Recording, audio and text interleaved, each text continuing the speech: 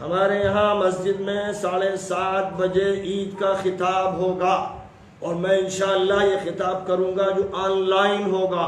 اور 1 لاکھ آدمی تو کم از کم سننے والے ہونے چاہیے۔ جو لوگ سن رہے ہیں ان پر یہ فرض ہے کہ وہ اپنی طرف سے 10 ہزار لوگوں تک اطلاع پہنچائیں، تاکہ سارے لوگ نماز میں شریک ہو جائیں، اور لاکھوں انسان اس طرح شریک ہوں گے کہ اصل موضوع ہے خطاب۔ عید کے دن سالانہ اجتماع کا خطاب ہوتا ہے، اس خطاب کے بعد 2 رکعت نماز ہوگی جس میں 5 منٹ لگتے ہیں، اور رکعت میں 3 تکبیرات زائد ہوتی ہیں، جس کا طریقہ اسی وقت آن لائن بتا دیا جائے گا۔ اس کے بعد اگر ہماری مسجد کے پیچھے ایک مکان دوسرا مکان آس پاس مکانات ہیں، تھوڑے فاصلے ہیں، تو کوئی حرج کی بات نہیں ہے، وہ آن لائن اقتداء کرتے ہوئے نماز پڑھ لیں گے۔ اور اگر ان کا آگے گھر ہے یا بہت فاصلے پر ہے تو پھر وہ یہ کر سکتے ہیں کہ صرف نماز کے وقت وہ کسی کو امام بنا دیں گے جو 2 رکعت نفل کی طرح ان کو پڑھا دے گا، جس میں 6 تکبیرات زائدہ ہوں گی، اور اس نیت کے ساتھ احناف ہوں گے تو یہ نیت کریں گے کہ واجب نماز ہے، شوافی ہوں گے، مالکیہ ہوں گے، حنبلی ہوں گے تو یوں سوچیں گے کہ سنت نماز، ان کے ہاں یہ نماز سنت ہے اور احناف کے ہاں واجب ہے، اس سے کوئی فرق نہیں پڑتا، لیکن نماز تو ادا کیا جائے گا۔ تو وہ اتنی دیر نماز ادا کریں گے جتنی دیر میں ہمارے یہاں نماز ادا ہوگی، پھر اس کے بعد خطاب ہوگا عید کا عربی زبان میں، اور جب وہ عربی زبان کا خطاب ہوگا تو وہ بھی آن لائن وہ سنیں گے، اس میں شریک رہیں گے۔ اس کا پھر نتیجہ یہ ہوگا کہ لاکھوں انسان ایک جگہ سے جڑ کر آن لائن سسٹم پر، جو اللہ کا عطیہ ہے کہ اللہ نے آج اسی کے ذریعے ہمیں یہ موقع دیا کہ ہم آپ سے بات کر رہے ہیں، ورنہ ظاہر ہے کہ چند لوگوں سے بات ہوتی تھی، لیکن آج اللہ نے فضا کو ہمارے لیے مسخر کر دیا ہے، اور اللہ تعالیٰ نے ہمیں وہ راستہ سمجھایا کہ ہم گھر بیٹھ کر ہزاروں لاکھوں انسانوں تک اپنی بات پہنچا رہے ہیں۔ تو یہ بات بالخصوص عید کے دن ہوگی، عید کے دن یہ بات ہوگی، اور ہماری مسجد میں جتنے بھی لوگ ہوں گے وہ تو وہاں ہوں گے، لیکن آن لائن لاکھوں انسان اسی نماز کے ساتھ نماز پڑھیں گے، خطبہ لازماً سنیں گے، خطاب لازماً سنیں گے۔ اس لیے وہ 7 بجے سے تیار ہو جائیں گے، اپنے موبائل وغیرہ کو آن لائن کر لیں گے، اور ابھی بتا دیا جائے گا کہ کس لائن سے وہ خطبے کو سنیں گے، کون سا طریقہ کار ہوگا، اس کے بارے میں بھی تفصیلات بتا دی جائیں گی۔ تو اس طرح سے وہ گویا عید گھر بیٹھے ہوئے اجتماعی طور پر پڑھ رہے ہوں گے،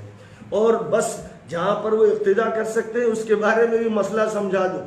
جو قطعی طور پر صف کا طریقہ ہے، وہ آپ کو معلوم ہو گیا کہ نبی ذرا سے خلا کو برداشت نہیں کرتے تھے، اور یہ فرماتے تھے کہ شیطان داخل ہو جاتا ہے، بالکل مل کر کھڑے ہو، اس کی تاکید فرماتے تھے۔ لیکن دوسری طرف صفوں کے بارے میں جو سہولت شریعت میں دی گئی ہے اس کے بارے میں سنیے۔ حضرت امام حسن بصری زبردست جلیل القدر تابعی ہیں،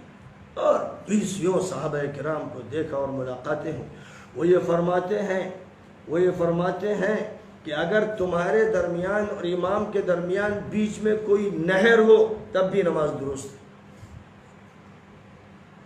دریا گومتی ہے مثلا،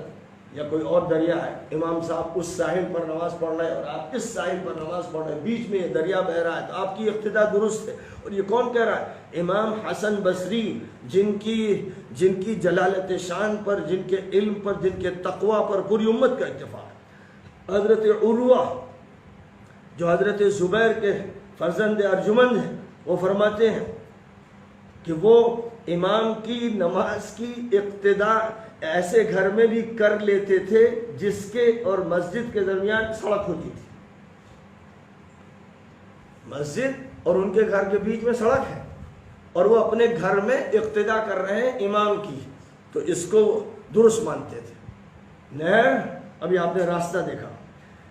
امام مالک جو ائمہ اربعہ میں سے زبردست امام ہے، اور مدینہ منورہ کے تو وہ متفق علیہ امام تھے، دارالہجرت کے امام شمار کیے جاتے ہیں۔ انہوں نے بھی یہ فرمایا کہ اگر امام کے درمیان اور صف کے درمیان جو اقتداء کر رہے ہیں ان کے درمیان کوئی نہر ہو چھوٹی یا راستہ ہو تو کوئی حرج نہیں ہے۔ حضرت امام شعبی اور امام ابراہیم نخعی زبردست قسم کے یہ وہ حضرات ہیں جن کو اللہ تعالیٰ نے فقاہت کی اعلیٰ ترین شان نصیب فرمائی۔ وہ کہتے ہیں کہ اگر بیچ میں راستہ واسطہ آ جائے تب بھی امامت درست ہے اور اقتداء درست ہے۔ اب اتنی واضح طریقے پر جب یہ باتیں آ گئیں تو اس لیے اگر مسجد میں نماز پڑھا رہا ہوں تو اس کے قریب جو مکان ہیں وہاں والے، جیسے ہمارے مسجد کے مشرقی رخ پر مکان ہے اور ادھر مغربی رخ پر مکان ہے، بیچ میں روڈ بھی ہے، تو یہ ان مکانات والے پھر اس کے بعد ان سے متصل مکان ہے، اس مکان سے وہ متصل ہے، پھر بیچ میں ایک روڈ ہے، پھر ایک مکان ہے، پھر دوسرا مکان، پھر تیسرا مکان، تو پورے محلے کے لوگ نماز پڑھ سکتے ہیں۔ مسجد میں نماز ہوگی، وہ اپنے اپنے گھروں میں رہتے ہوئے اقتداء کر لیں گے، اور آن لائن طریقہ ہوگا۔ بھائی ایک طریقہ یہ ہوتا کہ مائک ایسے لگائے جاتے ہیں، ساؤنڈ سسٹم ایسا ہوتا کہ سینکڑوں میل تک بات پہنچتی، وہ نہیں ہو پا رہا ہے، تو اب اس کے بدلے میں الیکٹرانک میڈیا کا استعمال کرتے ہوئے آن لائن نماز کو نشر کیا جائے گا، اور جو لوگ پھر اس تسلسل میں کہیں پر اپنے مکان میں موجود ہو وہ اس نماز میں اقتداء امام کی کر سکتے ہیں۔ اس سلسلے میں میں نے آپ کو امام حسن بصری، حضرت عروہ، حضرت امام مالک، حضرت شعبی، حضرت ابراہیم نخعی، ان سب کے اقوال پیش کر دیے ہیں، اور یہ ہمارے لیے بالکل کافی ہیں، یہ حجت ہے اور ان کا قول حجت ہے۔ اس لیے ضرورت اس بات کی ہے کہ جب آپ صفوں کو پھاڑ رہے ہو، جمعہ چھوڑ رہے ہو، جماعت چھوڑ رہے ہو، مجبوری ہے مجبوری، تو اب اس مجبوری سے بہتر ہے کہ یہاں تو اقوال بھی موجود ہیں۔ اس لیے میرا یہ کہنا ہے کہ ہر مسجد میں عید کی نماز کی جائے، اور کیونکہ شادی کے لیے حکومت کی طرف سے 50 آدمیوں کو اجازت دی گئی ہے، اس لیے کم از کم 50 آدمی تو ہر مسجد میں ہوں، پھر اس مسجد سے لگے ہوئے مکانات میں رہنے والے اقتداء کریں اپنے مکانوں میں رہتے ہوئے، اور آن لائن نماز کی تمام حرکات کو نقل کیا جائے تاکہ اقتداء میں کوئی خلل واقع نہ ہو۔ بہرحال لوگوں کو چاہیے کہ یہ کریں، کوئی مسجد بھی خالی نہ رہے جہاں عید کی نماز نہ ہو، اور اس میں اگر ضرورت پڑے کہیں تو ڈی ایم صاحب سے اور مزید اجازت لے لیں، تاکہ جہاں تک ہو سکے انتظامیہ کو کوئی غلط فہمی بھی نہ پیدا ہو، اور یہ بتا دیا جائے کہ ہم اسی قانون کے تحت کام کر رہے ہیں جس قانون کا اعلان وزیر اعظم صاحب نے بھی کیا ہے، وزیر اعلیٰ صاحب نے بھی کیا ہے، اور جس کا اعلان میڈیکل ڈپارٹمنٹ سے بھی کیا جا رہا ہے، ہیلتھ اتھارٹیز کی طرف سے کیا جا رہا ہے۔ ہم اس کو بھی ملحوظ رکھتے ہوئے ایسا عمل کر رہے ہیں۔ اب اس کے بعد کیونکہ پورے ملک کو گرین زون اور اورنج زون اور ریڈ زون میں تقسیم کیا گیا، اس لیے گرین زون والے تو باقاعدہ اجازت مانگ کر اپنے یہاں کی حکومت اور اتھارٹیز سے اجازت مانگ کر زبردست طریقہ پر عیدگاہ میں نماز پڑھیں۔ پورے ملک سے بات کر رہا ہوں، یو پی میں کچھ